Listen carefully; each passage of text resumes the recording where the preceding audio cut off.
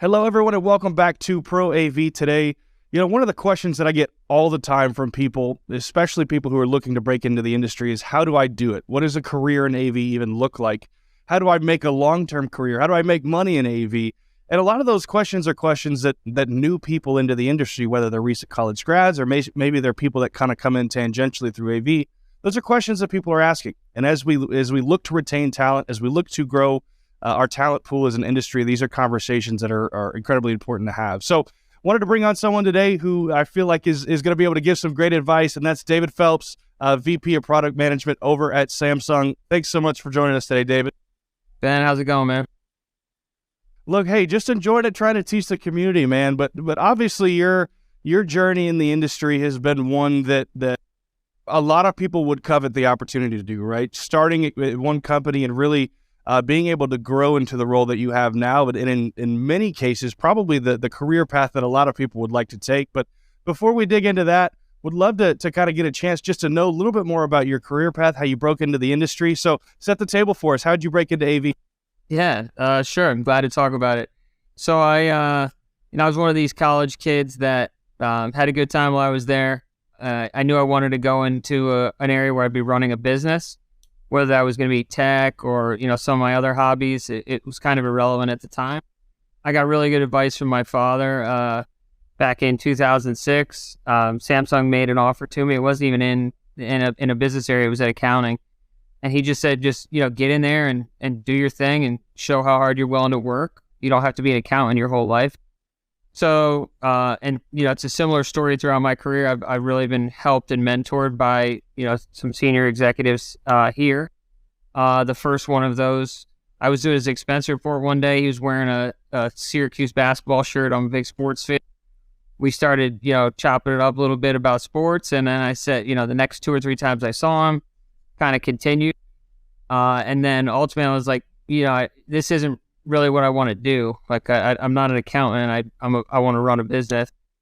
And 2 months later, he built a little job for me. And that's kind of where it started for me. So that was just attaching to some of like the senior manager level people here, like, doing PowerPoints, doing Excel, burning the midnight oil a little bit, but I knew what I was signing up for. That's how you get sort of that foundation laid. You learn the business, you learn the sort of the analytical piece that's needed in order to move up.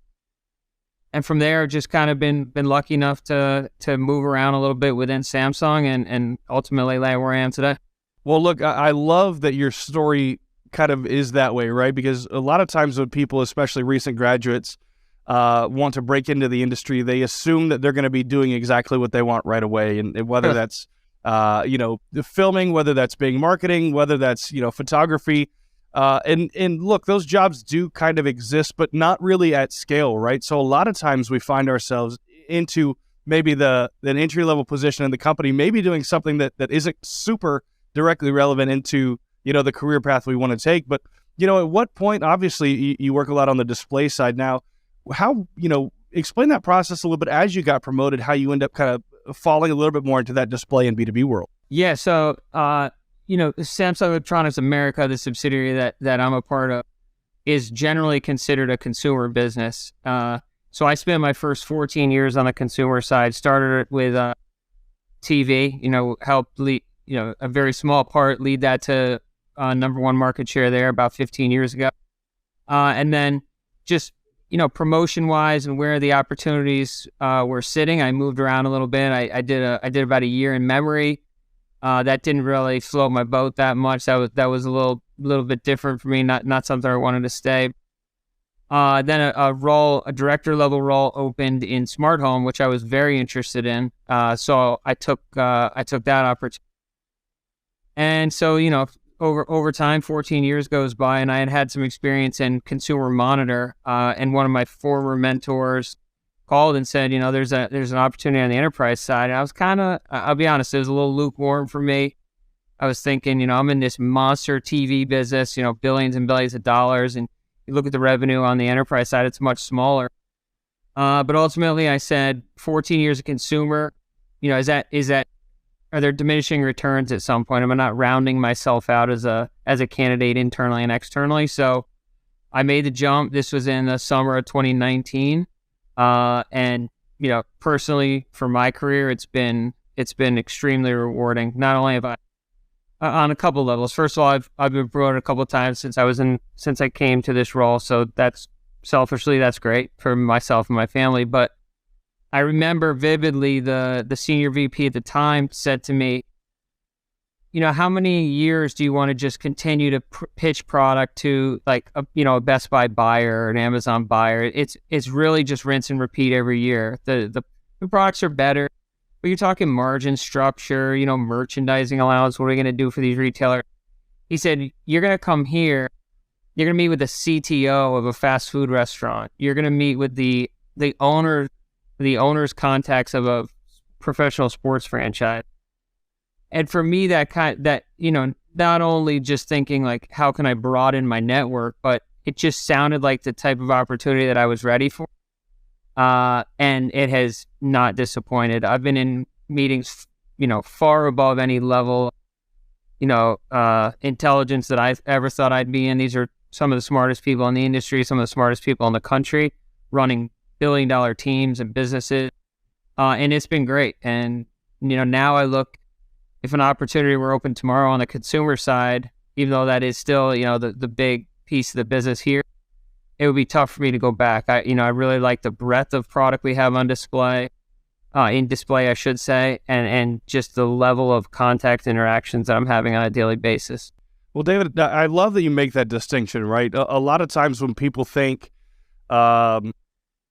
working in technology, it kind of skews to the B2C, right? The B2C side, where, you're more familiar with, telephone lines or cell phone lines or what cameras or what, lenses are out there. And the cool thing about being on the B2B side is you're exactly right. You're having much larger conversations, but you're actually working directly with these businesses and organizations. So the structure is a lot different, right? And when I first started in AV, I didn't really know much about the B2B side, right? I didn't understand much about the organizational side and shows like Infocom, NAB that had such a massive part of the industry. And once I really saw that, once I really got plugged into the industry, it was incredibly valuable to see that side. But, talk a little bit from that B2B perspective. Why do you think people typically, especially when they start, are maybe a little bit more attracted to that B2C side, but eventually end up kind of finding their way into the B2B world? I think the simple answer is, at the end of the day, we're all consumers. So we're used to going to Best Buy or Amazon, getting our products there, bringing them home, setting them up, and seeing how they impact, our day-to-day life. But B2B, it's just, not only is it very different, the type of conversations you're having, but it's critical. You don't think about the fact that, 90 or 80 to 90% of fast food is done at the drive-thru now. No, like people just don't go inside of a McDonald's or a Burger King anymore. So you're actually simplifying consumers' lives. So you really are impacting the consumer. You just, like, a lot of people just don't think about it that way. Or, these massive LED walls that we sell into financial institutions that greet people when they walk in.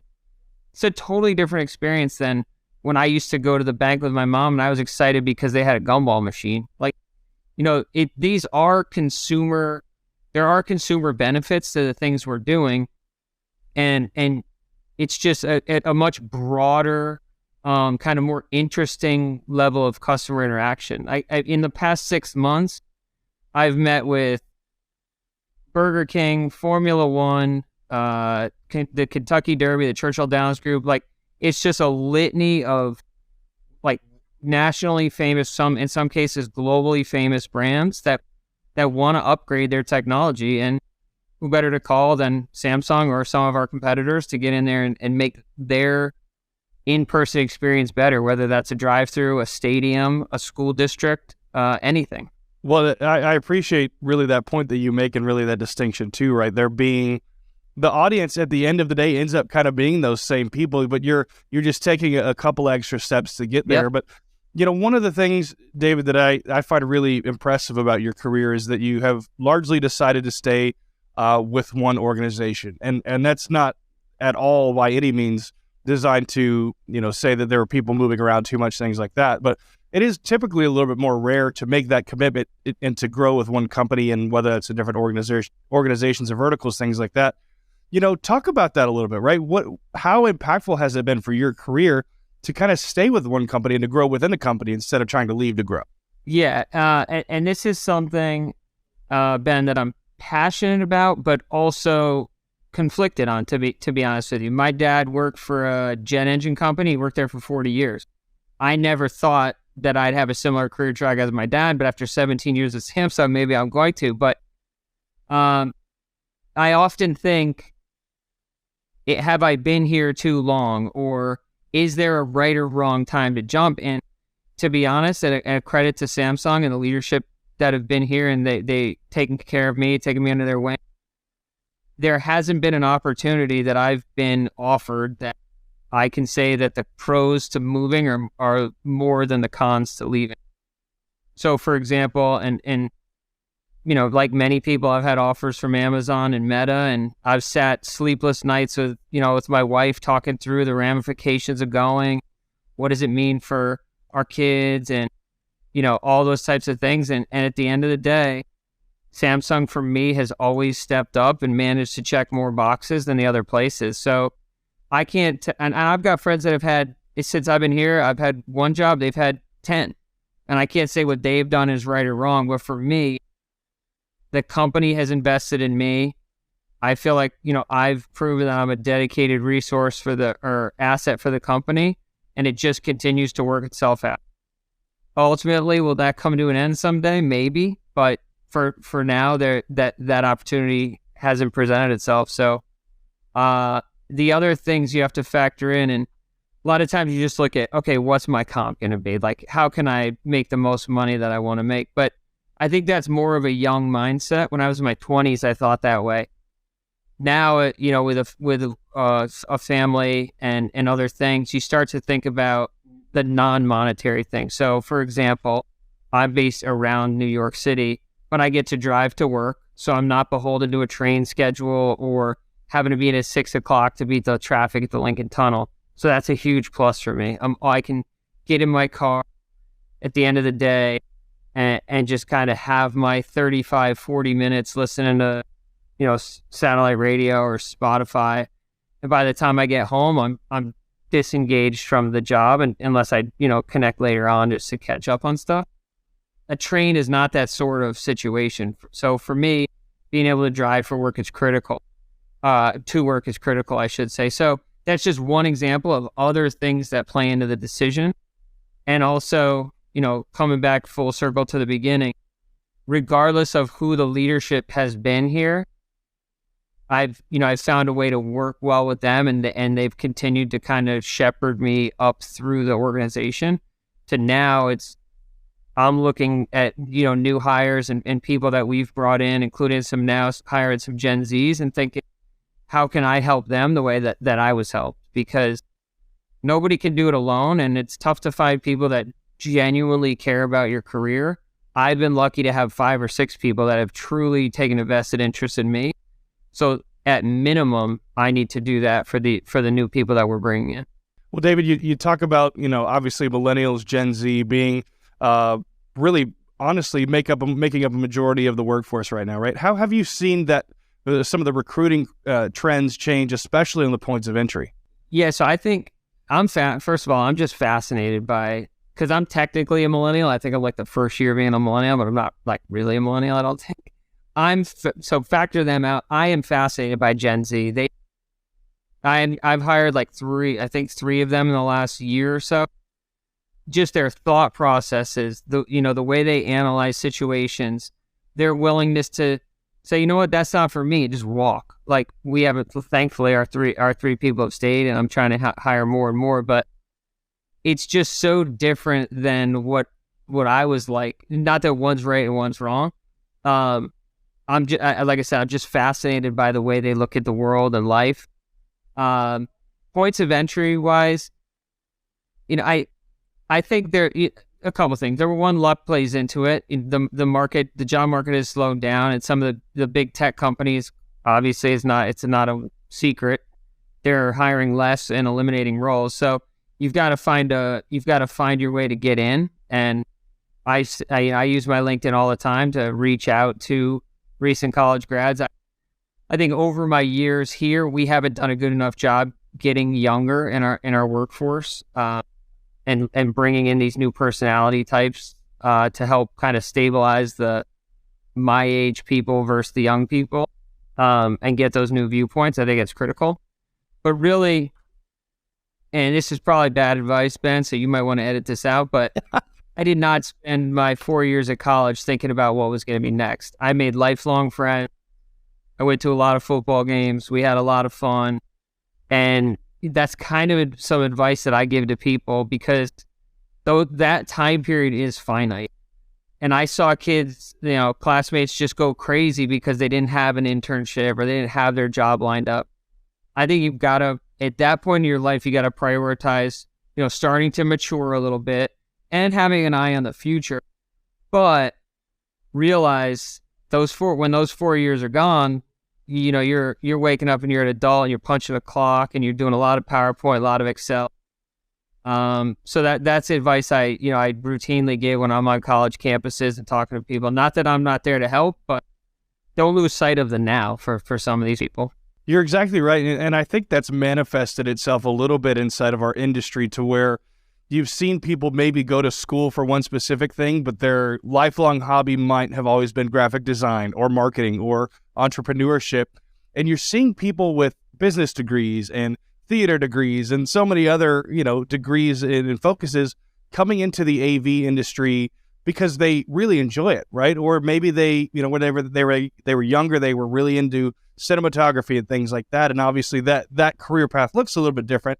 But would you agree that a lot more people that are newer into the industry are coming in to maybe focus a little bit more on some of their hobbies and things that they enjoy, instead of maybe specifically what they went to school for? Absolutely. I think a lot of times you get to school and you're like, oh, I need to pick a major, so I'm going to do journalism. And, by the time you realize you don't want to do journalism anymore, you're too far down that road. But on the weekends, you're a world-class photographer. Okay, well, 2 years after college, you realize that's really what you want to do, and how can you kind of migrate from where you are to what you want to do? And, to be honest, I'm no different. My passion is sports and sneakers. I've always said, like, someday I'm going to have a role like I have now, and I'm going to live in Oregon and work for Nike. Like, that's just a career goal of mine. I love tech. It's afforded me everything that I have for myself and my family. But at the end of the day, I would love to be doing what I'm doing now, but for sneakers. So I don't think there's ever a point where you can't change your career or, make that leap. But I'm fortunate to be in an industry where a lot of people, especially your audience, wants to be. And the cool thing about it is the technology is always just getting better. Like, even the simplest example, like, you take your smartphone. Every photo in my house is from my wife's smartphone, of our kids, of us doing whatever. That's not even really a skill. You start to work in, like, true photo enthusiasts, and then you get a Samsung high resolution monitor and you're editing your photo. There's a lot of careers out there for those people. And if it's not actually doing that work, it could be here working on product development, because what those enthusiasts really want and need at home. So AV is really cool. And I mean, I kind of stepped into it by accident, and it's taking great care. But I encourage anybody, if you don't have the commitments that you might have when you're in your 40s or something, and you're 25, 26, you're just not liking what you're doing, there's no reason you can't reach out to Meta or Samsung or LG or whomever and try to forge a new path. Well, David, I'll land the plane with this. One of the best things that I ever did as somebody new to the industry was start to attend shows like, DSE and Infocom and things like that. And that was really how I started getting plugged in to the industry for the first time. As somebody maybe who might be coming into the industry for the first time, may not have quite some of those connections yet with the Infocoms of the world, the Avixas of the world. What are some of those recommendations that you have from just a trade association standpoint? I think a couple of things. you need some dedication, but you can get your LinkedIn connected to a QR code, and you can walk around Infocom and hand them out and drop them on tables, and people are gonna interact with them because there's so many of those types of activations at shows, you don't even know what you're clicking on. And if I were to somehow end up with one of those in my pocket and brought it home and looked at it, I'd be intrigued that this person was creative enough to say, I'm going to pay my $500 to get into Infocom for 3 days, and I'm just going to canvas this place with my own brand. Like, that's where the world is going. Like, with LinkedIn and social media and all these other things, you can build your own brand. 15 years ago, it didn't really exist. You had MySpace or whatever that first one was called. So I mean, that's a hard way to do it. The more traditional ways is really, and I'm not here to plug LinkedIn all day, but you can spend hours on LinkedIn and find your way. You connect through a couple people. You do a lot of proactive outreach. It's not easy, but there's paths for people that weren't there in the past. You had to know somebody whose dad was or mom was this, an executive at a company, and you've crossed your fingers that they could work you through. You could do it on your own now. And these going back to the Gen Z stuff, these people are way more creative with that stuff than I am. I sound like an old guy talking about QR codes, but there's ways in. It's just no different than it's ever been. You just got to put in the time. You gotta dedicate yourself to it if it's something you want to do. But there's jobs in tech. There's always going to be jobs in tech. It's cool. It makes people's lives better. Everybody wants to be a part of it. So it's just a little advice from me, I guess. Well, I love it. I appreciate the time, David. And it's funny. You're exactly right. The generations below us are bringing new life and new creativity into the industry. And there's never been a more optimistic approach, in my opinion, from some of the things that we're going to be able to create in the next 10, 15, 20 years because of some of the influence that the new hires and the recent college grads are bringing into the industry. David Phelps, we appreciate you coming on the show today, kind of laying out your career path a little bit, some advice for those of us that are newer to the industry. Yeah, and Ben, I really appreciate it. I love the work you're doing. It's guys like you that keep a lot of the things that we're doing relevant. You can feel free to put all my personal contact info into whatever links you send out. I don't want to be one of these guys that just comes on your show and then no one ever hears from him again. You can put my LinkedIn, anybody, but especially some of the younger generation, you can reach out to me directly. I'll see whatever I can do to help because nobody can really get anywhere without help. So. Well, David, that's a very generous offer, and I'll put the same out there as well. So my contact information is all below as well. If you just want to talk about the industry or talk about specifics, reach out to David or myself. We'd love to have that conversation with you. And thanks so much for tuning into Pro AV today. We are excited that you joined us for the show today, and we look forward to having you back soon.